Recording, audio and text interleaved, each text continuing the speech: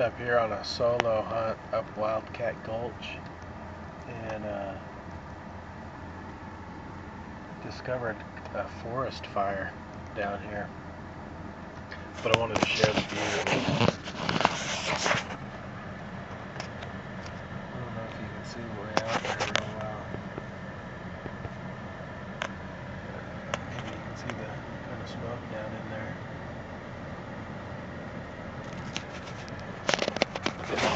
Came driving through here, and for a couple miles there was little smoldering spots, flames going, nothing huge, but pretty much just smoldering there for, it was probably only like a mile stretch.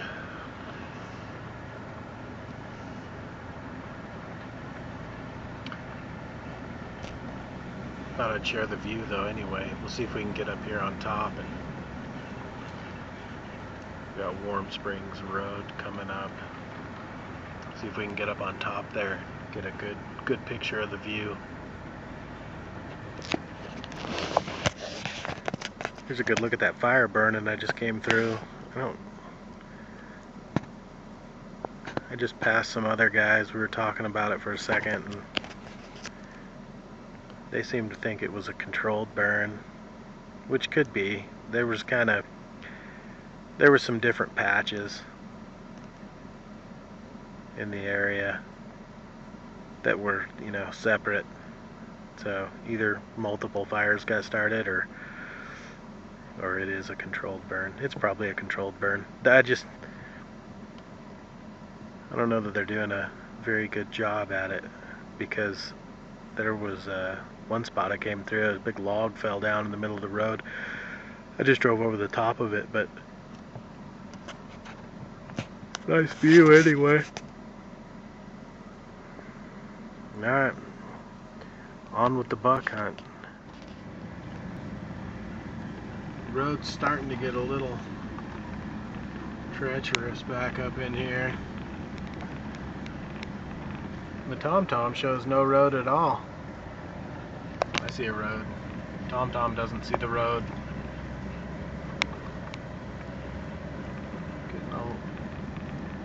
Hitting some ruts and some spots. See over here. Wouldn't want to be on this in this truck if it was raining, that's for sure.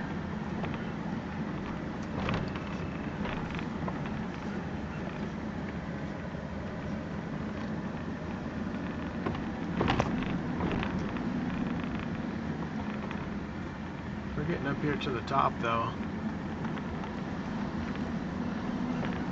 That's where the bucks should be. They should be up high right now. Kind of a nice view out over here.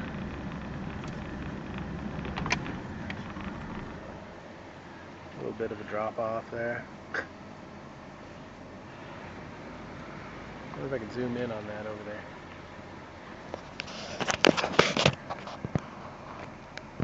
A little bit. Pretty nice. I'll keep going here.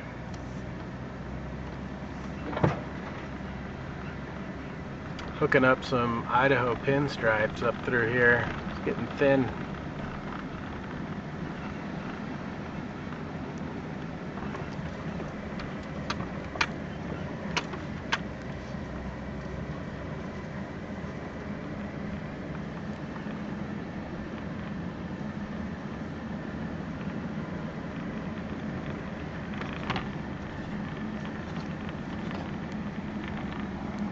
Ruts coming up here.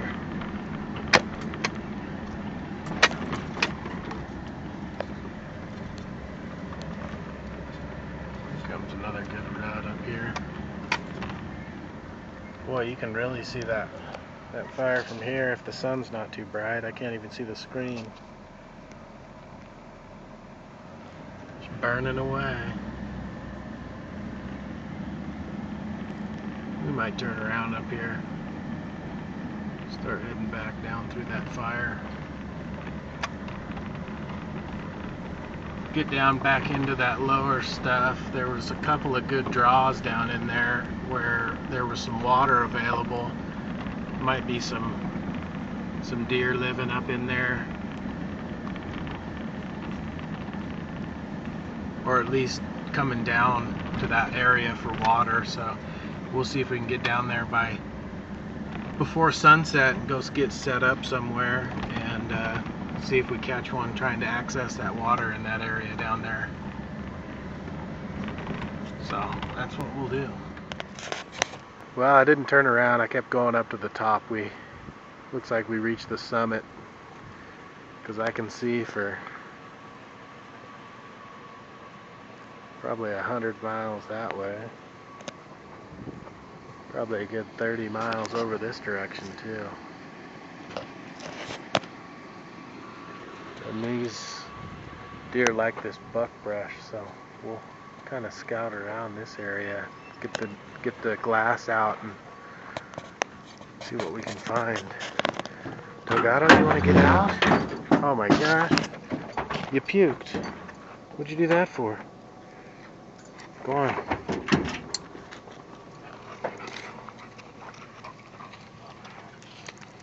Ugh. Alright, guy.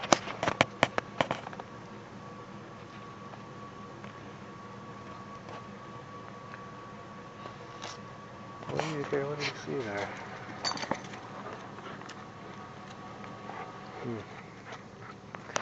Have to tie him up on the other side, or not at all. Go cruise over the other side of this hill here. See what we see.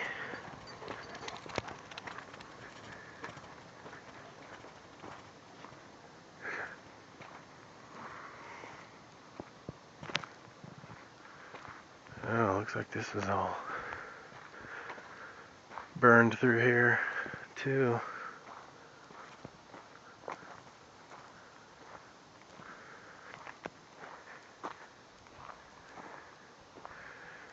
Looks like a big old house over there or something.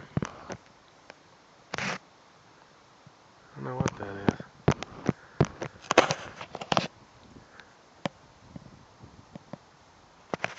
Yep. Good spot to get the binos out. And oh yeah, there's a farm way over there. Down in the valley. I don't know if you can see it on the camera. Maybe we'll go up around the corner over here. Looks like the road's still going uphill a little bit. See if we can get to the very top and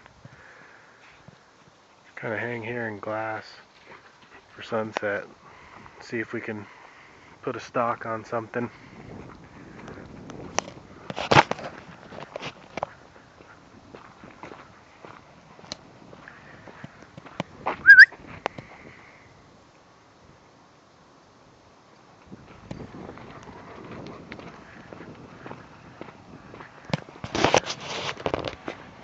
Hope we see some deer tonight. I want to get something. I would be so blessed. Alright. You know, I just realized something. I think those mountains over there, I don't know if you can see the antennas on top of them, but I think that's Schaefer Butte up there, that top one. And then to the left over there, I think that's the top of Chair 1, Bogus Basin. You can see the clear cut in the side of the hill over there, where there's ski runs.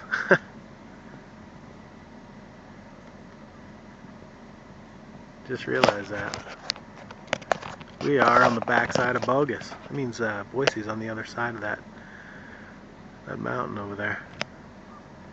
Enough of that. On to the deer. Well, no deer this trip. It's past shooting light now. Didn't see any. Saw some tracks. I hiked up top of this mountain and I saw some tracks and some signs and saw some bear scat. It's always nice to see. But you can see some flames now. Now that it's dark, maybe you can see them on the camera. I don't know. See some flames over there. Yeah, I don't think you can pick them up on the camera. Anyway. On fire. See if I can get something closer here in a sec. I'm not sure how well you can see, but yeah, you still can't really see the flames. It's hard to tell how smoky it is out there on the camera. It's not really too smoky yet. We'll get down here. Get down here a little lower. There you can kind of see some of the smoke. But there's some, oh, there, see? That's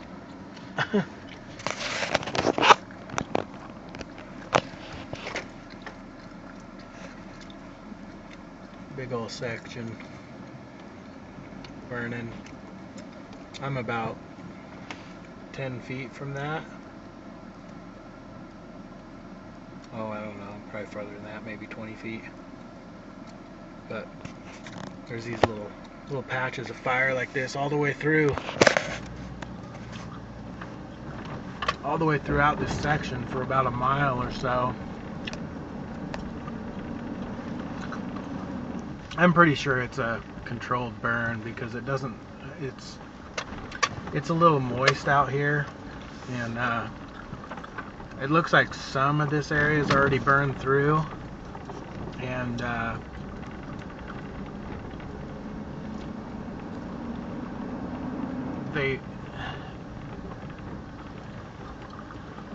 there's sections of it too that have kind of been cleared, but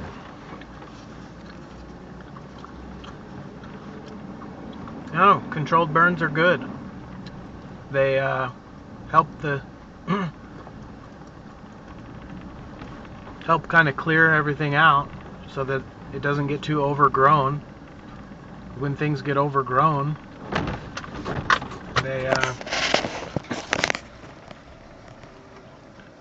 tend to get really out of hand when there's a real forest fire.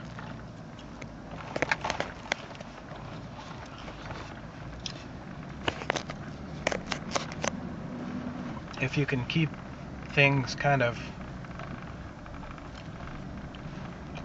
trimmed down and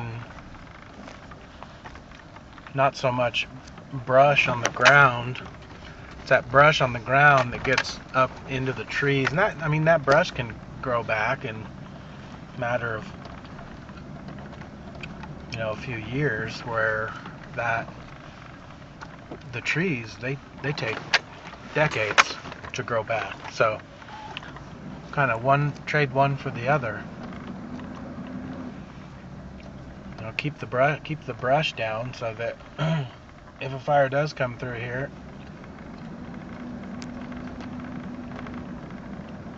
it won't well, there's some good flames up there. Oh, that's going. So keep the brush down.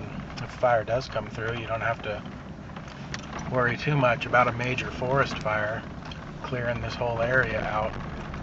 We don't want that. But it happens. You know, God's given us this planet to take care of while we're here, and it's important that we make an effort to just not let it get trashed. Ooh. There, hit the cargo lamp. Yeah, Delgado's still back there. Good boy. Might just leave that on.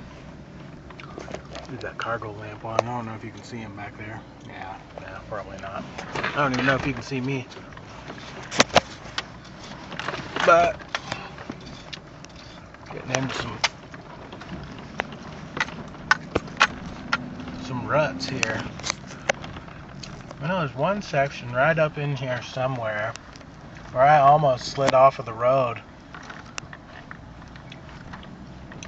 It kind of pulled my tail end back. And this is only a two-wheel drive truck. I don't even have the option of four-wheel drive. I would probably, I don't know if I would even use it if I had it right now, to be honest with you. Four-wheel drive is great if it's a little moist out or something, and a little slippery, you know. It's great. Get that extra tire, power tire, but I don't know that I would necessarily even use four-wheel drive right now if I even had it. There's not really, I mean, this isn't a maintained road or anything, but it's not the worst I've ever seen either. It's about mediocre, I guess. About medium. I've been on some roads that unmaintained, pretty gnarly, big huge ruts in them from people getting stuck when it's wet and just ripping up the mountain, and from water coming down through that same rut and just digs deeper and deeper and deeper, and it's not maintained, so nobody ever fills in the rut or anything, so it just stays there.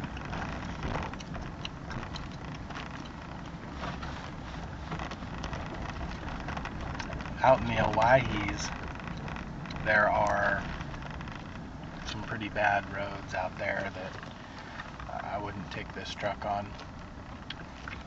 I stop well short of those, because that's the Owaihes. I wish I would have got some footage of my last hunt out there, because it was gorgeous. Mid-October, clear skies. It's a little warm, 70 degrees up there, but we're having a kind of an Indian summer. It's a little warmer this year. 2014. Having a late fall, late summer, late fall. Hopefully we don't end up with a drought next year. But out in the Owaihes, that is some rugged country. There's really no trees up there. It's all sagebrush and high desert, and junipers, small little trees. But there's a lot of mule deer out there grazing those fields. Wild mustangs. Wolves. Of course, there's wolves everywhere up here nowadays. It used to not be the case, but they let them back in a few years back, and they're pretty well everywhere now. They take down, these are big wolves too, these aren't just little dogs. They go 200 pounds. They'll take down elk, 800-pound elk. Pack of them will. Pack of 5 or 6.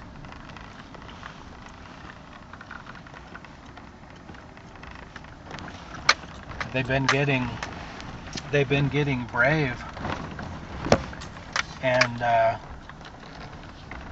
coming into camps and stuff, and that's when it's time to take that particular pack out. That's when they're a little too brave for their own good, and that's when it's time to kind of get rid of them. At least that pack anyway. What they do is they put a collar on them, and on the leader, on the pack leader, so when they wipe out a pack, they can just go take a helicopter and fly right to them and come down and take them all out, but the pack leader, leave the pack leader to go establish another pack. But you let those things into your state and they reproduce so fast. I mean, a dog only takes a year before it's fully grown. And it's the same with those wolves. I mean, they take 2 years to fully fill out and become an adult, but after a year, they're full size. I mean, height-wise, anyway. So, and they'll have a litter of 6 to 9 pups. And in a year, that's a full pack, another pack. So if you got 100 packs, and I mean, it gets out of hand quick, you can imagine. Anyhow, I'm going to stop rambling, pay more attention to the road here. If I see anything interesting, I'll pull you out.